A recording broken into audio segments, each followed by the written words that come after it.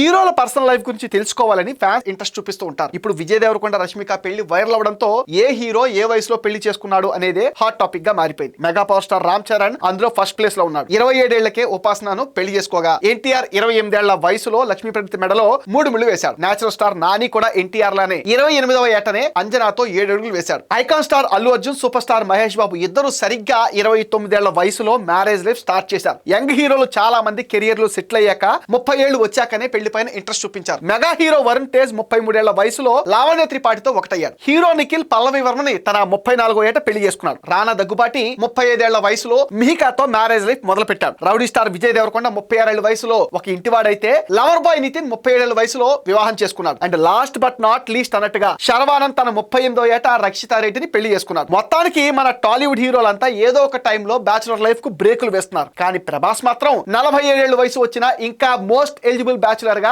Solo life ని enjoy చేస్తున్నాడు.